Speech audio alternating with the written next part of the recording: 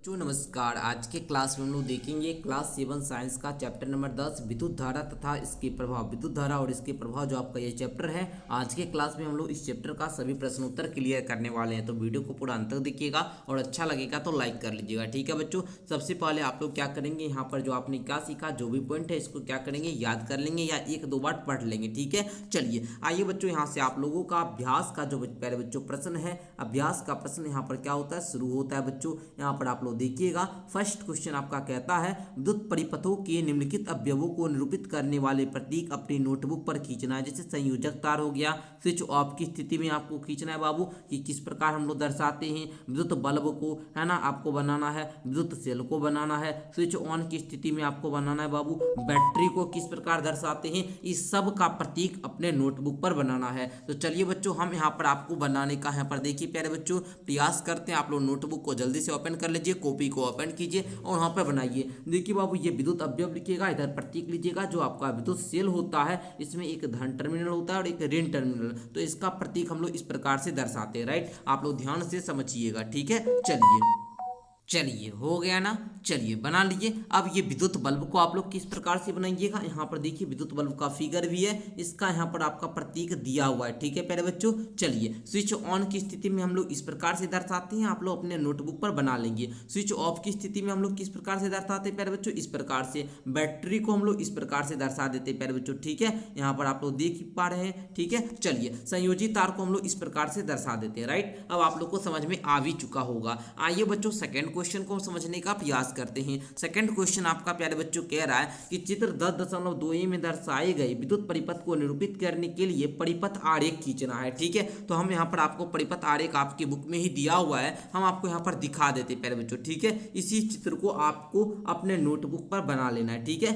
यहाँ पर देखिए यही है आपका आरेख, इस प्रकार आप लोग यहाँ पर दर्शा दीजिएगा। ये देखिए बाबू, यहाँ पर स्विच क्या है प्यारे बच्चों, ऑन है। ठीक है, स्विच ऑन की स्थिति में, और यहाँ पर देखिए आपका विद्युत सेल लगा हुआ है और यहाँ पर आपका बल्ब जल रहा है। ठीक है, चलिए स्विच ऑन करेंगे तो बल्ब जलेगा। इस प्रकार विद्युत परिपथ का आप लोग परिपथ आरेख बना दीजिएगा। राइट, समझ गए आप लोग। चलिए तो यहाँ पर हम लोग अब अगले क्वेश्चन की ओर बढ़ते हैं। आपका थर्ड क्वेश्चन है बाबू, चित्र आप लोग यहाँ पर देख रहे हैं बाबू, इसमें 4 सेल दिखाया गया है। रेखा खींचकर आपको ये निर्देशित करना है कि 4 सेलों के टर्मिनलों को तारों द्वारा संयोजित करके आप बैटरी किस प्रकार बनाएंगे। तो ध्यान में रखेंगे, ध्यान से आप लोग समझने का प्रयास करेंगे प्यारे बच्चों। देखिएगा यहाँ पर जैसे ये प्लस वाला है बाबू, तो इधर आप लोग माइनस वाला के साथ जोड़िएगा, तो इसको इधर तार निकाल दीजिए। अब देखिए बाबू, यहाँ माइनस है तो इसको हम लोग इस प्लस वाले के साथ जोड़ेंगे। अब यहाँ पर देखिए बाबू, माइनस वाला ऋण टर्मिनल है तो इसको धन टर्मिनल के साथ जोड़ेंगे। अब हम लोग यहाँ पर क्या करेंगे प्यारे बच्चों, ध्यान से यहाँ पर समझिएगा, ये ऋण टर्मिनल है, इसको यहाँ पर इसके धन टर्मिनल से जोड़ देंगे। ठीक है, तो इस प्रकार से आप लोग यहाँ पर जो है बैटरी का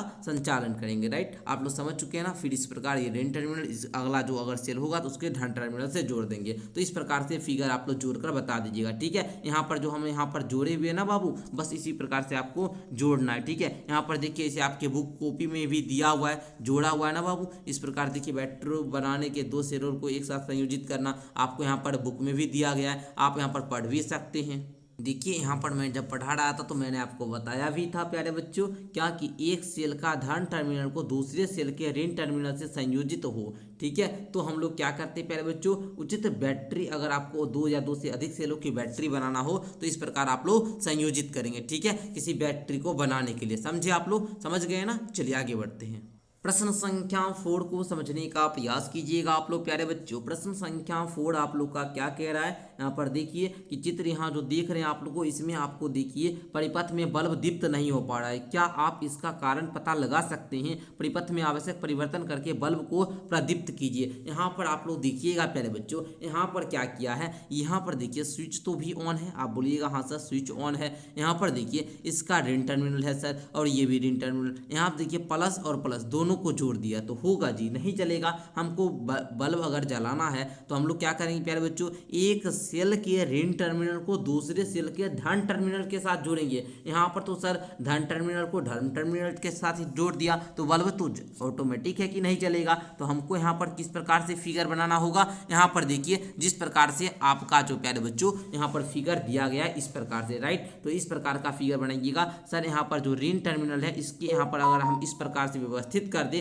तो ये बल्ब जो होगा हमारा जल जाएगा। समझे? तो आप लोग क्या कीजिएगा, इसको सही करना है ना, बस यहाँ पर ध्यान दीजिएगा प्यारे बच्चों, यही फिगर को आपको सही करना है, समझे ना। हम यहाँ पर जो बता रहे हैं आपको सेम काम करना है, समझे ना, इसको सुधार देना। बोल रहा है कि आपको यहाँ पर सही करना है, तो क्या कीजिएगा, ध्यान दीजिएगा, यहाँ पर इसको क्या कीजिएगा, इसको माइनस कर लीजिएगा और यहाँ पर प्लस कर लीजिएगा, बस आपका काम हो गया। ठीक है, बस आप इतना कर सकते हैं, बस इतना कीजिएगा, ये फिगर सही हो जाएगा। राइट, समझ गए ना। आइए क्वेश्चन नंबर 5 को समझते हैं। क्वेश्चन नंबर 5 कहता है कि विद्युत धारा के किन्हीं दो प्रभावों के नाम लिखिए। तो हमने यहाँ पर लिख लिया बाबू कि विद्युत धारा का दो प्रभाव, एक तापीय प्रभाव होता है और एक चुंबकीय प्रभाव होता है। तापीय प्रभाव क्या होता है, तो जब किसी विद्युत प्रवाह एक तार से होकर गुजरता है तो तार क्या हो जाता है, गर्म हो जाता है। इसे विद्युत धारा के तापीय प्रभाव के रूप में जाना जाता है, जिसका उपयोग कई ताप अनुप्रयोगों में किया जाता है, जैसे विद्युत हीटर ले लीजिए, विद्युत इस्त्री लीजिए, प्रकाश लीजिए, बल्ब लीजिए, ये सब के लिए। अब देखिए विद्युत धारा का चुंबकीय प्रभाव, इसमें क्या होता है प्यारे बच्चों, तो बोलिएगा कि सर जब विद्युत धारा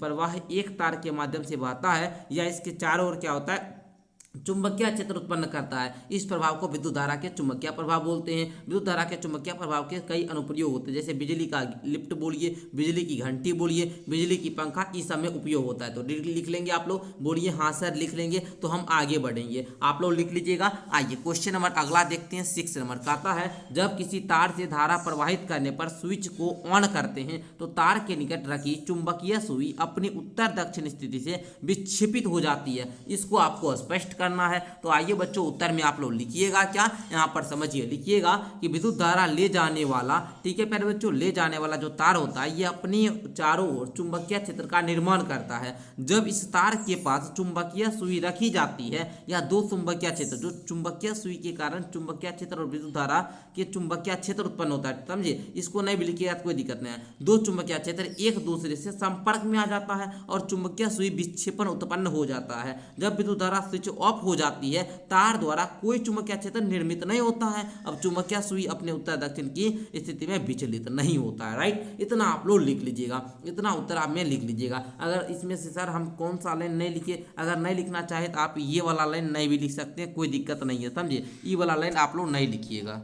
चलिए आगे देखिएगा, अगला क्वेश्चन आप लोग यहाँ पर देखने का प्रयास कीजिएगा। प्यारे बच्चों क्वेश्चन नंबर 7 कह रहा है कि यदि चित्र इतना में दर्शाए गए विद्युत परिपथ में स्विच को क्या किया जाए, ऑफ किया जाए, तो क्या चुंबकीय सुई विक्षेपित दर्शाएगी। यहाँ पर स्विच को यहाँ पर ऑफ ही है प्यारे बच्चों, स्विच ऑफ कर दिया तो बताइए चुंबकीय सुई विक्षेपित की जाएगी। तो बच्चा बोलना नहीं सर, क्यों नहीं, तो बच्चों लिखिएगा नहीं, चुंबकीय सुई स्विच बंद होने पर विक्षेपित नहीं दिखाएगी, क्योंकि विद्युत प्रवाह का कोई स्रोत बैटरी या सेल जो होगा यही नहीं है। यहाँ एक सेल बैटरी को जोड़ने की जरूरत है। विद्युत प्रवाह की अनुपस्थिति में तारों द्वारा कोई चुंबकीय क्षेत्र नहीं है, इसलिए चुंबकीय सुई कोई विक्षेपित नहीं दर्शाएगी। राइट, आप लोग समझ चुके हैं। आई होप कि क्वेश्चन नंबर 7 का भी उत्तर आप लोग लिख पाएंगे अच्छे तरीका से। आइए बच्चों क्वेश्चन नंबर 8 की तरफ बढ़ते हैं। क्वेश्चन नंबर 8 आपका कहता है रिक्त स्थानों की आपको क्या करना है, पूर्ति करना है, मतलब रिक्त स्थानों में आपको भरना है कि विद्युत सेल के प्रतीक में लंबी रेखा उसके डैश टर्मिनल को निरूपित करती है। तो सर लंबी रेखा जो होती है उसके धन टर्मिनल को निरूपित करती है। किस टर्मिनल को प्यारे बच्चों,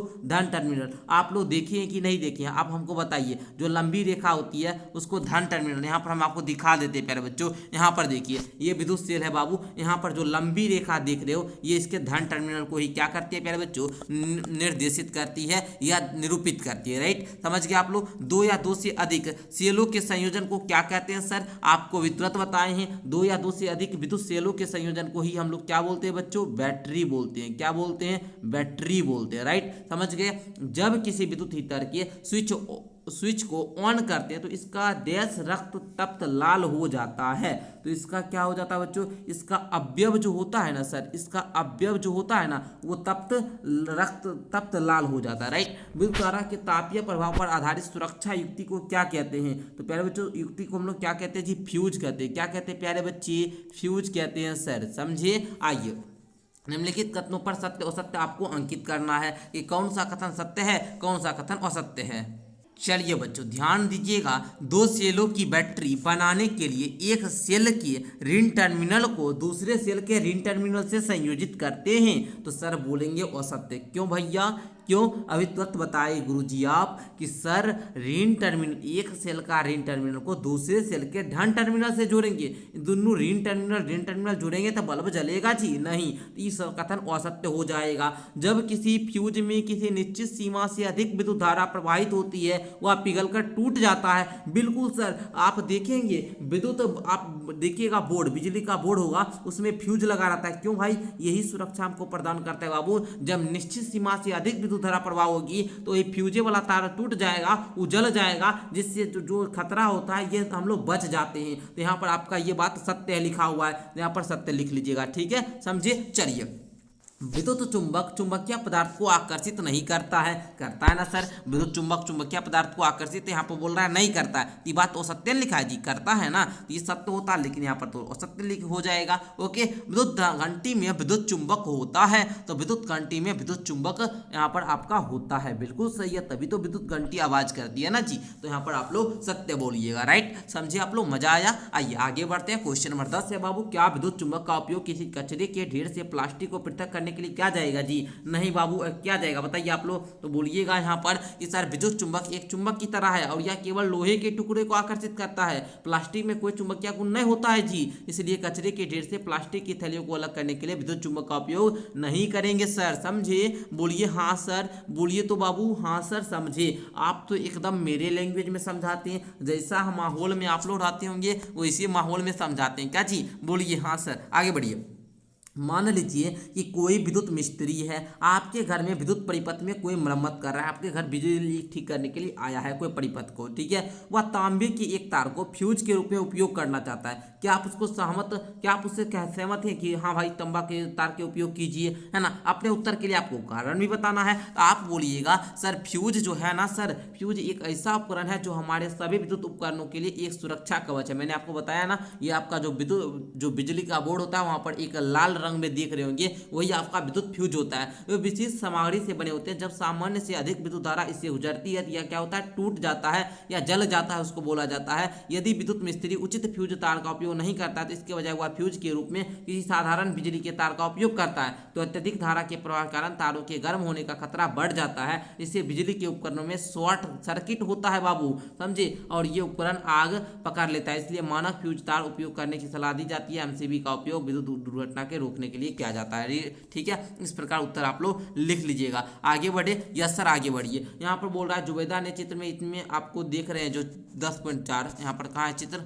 नहीं है, यहाँ पर दिया गया, ठीक है, आपको दिखा देगा अनुसार। एक सेल होल्डर बनाया था, इसमें स्विच और एक बल्ब जोड़कर कोई विद्युत परिपथ बनाया, जब वो स्विच को ऑन स्थिति में करते हैं तो बल्ब जलता नहीं है, इसका दोष क्या क्या हो सकता है? तो बच्चा बोलना कि इसका संभावित कारण बहुत प्रकार होगा। पहला तो बल्बे फ्यूज होगा तो जलेगा जी? नहीं जलेगा, बल्ब खराब हो सकता है, या सेल ठीक से जुड़ी नहीं हो इसके कारण बल्ब नहीं जला होगा, या कनेक्शन जो वो कसी होगी वही ढीला कर दी होगी, अच्छा से कनेक्शन नहीं की होगी, या फिर जो स्विच अच्छी तरह से काम नहीं कर होगा, स्विचे खराब होगा भाई, स्विच पहले से जला हुआ होगा, या सेल की शक्ति समाप्त हो गया, बैटरी चार्ज नहीं होगा, इस सब कारण से उसका बल्ब नहीं जला, राइट? लिख लोगे कॉपी में? हाँ सर लिख लेंगे। आगे बढ़िए बच्चों, आगे देखिएगा यहाँ पर चित्र ये जो देख रहे हैं, इस विद्युत परिपथ में जब स्विच ऑफ की स्थिति में है तो क्या कोई बल्ब दीप्त होगा, या जब स्विच ऑन की स्थिति में लाते हैं तो बल्ब ABC के दीप्त होने का क्रम क्या होगा, ये आपको बताना है बच्चों। तो बच्चों यहाँ पर है जब स्विच ऑफ की स्थिति में तो कोई भी बल्ब दीप्त होगा, तो यहाँ पर आप लोग बोलिएगा नहीं सर, ठीक है? आप क्या बोलिएगा? नहीं। जब सर स्विच ऑफ रहेगा, बताइए तीनों बल्ब आप जला रहे हैं, समझे? एक के स्विच कनेक्ट किए हैं एक के स्विच से, तो बताइए आप स्विचे नहीं ऑन कीजिएगा तो बल्ब जलेगा बाबू? स्विच बंद में बल्ब जलता है? नहीं जलता है। तो बोलिएगा जब स्विच ऑफ होगा सर तो कोई भी बल्ब नहीं जलेगा, और जब स्विच ऑन लाएंगे तो ABC के दीप्त होने का क्रम क्या होगा? याद रखिएगा बाबू, जब लाइन दीजिएगा तो तीनों बल्ब A हो या B हो या C, तीनों एक साथ दीप्त होंगे, तीनों एक साथ दीप्त होंगे, क्योंकि वहां पर जो करंट है बाबू तीनों में समान रूप से जाएगा, तो यहाँ पर एक साथ दीप्त होगा, राइट? समझ गए प्यारे बच्चों? तो इस प्रकार आप लोग बोल दीजिएगा, समझे? आई होप कि आपको समझ में आ चुका होगा, पूरे चैप्टर का क्वेश्चन आंसर आप लोग समझ गए हैं। अगर कहीं कोई दिक्कत है तो नीचे कॉमेंट करके पूछ सकते हैं, ऐसे मैंने आपको इसका क्वेश्चन आंसर कॉपी पर भी एक बार करवाया था, आप लोग जाकर प्ले लिस्ट वगैरह चेक कर सकते हैं। मैं आशा करता हूँ आपको वीडियो अच्छा लगा होगा, अच्छा लगा तो लाइक कीजिएगा। नीचे कुछ डाउट है तो कमेंट कीजिएगा, जब मैं 11 चैप्टर को बताऊंगा तो वहाँ पर मैं आपका कमेंट को पढ़ूंगा। ठीक है प्यारे बच्चों, चलिए मिलते हैं अगली क्लास के साथ, तब तक के लिए बहुत बहुत धन्यवाद।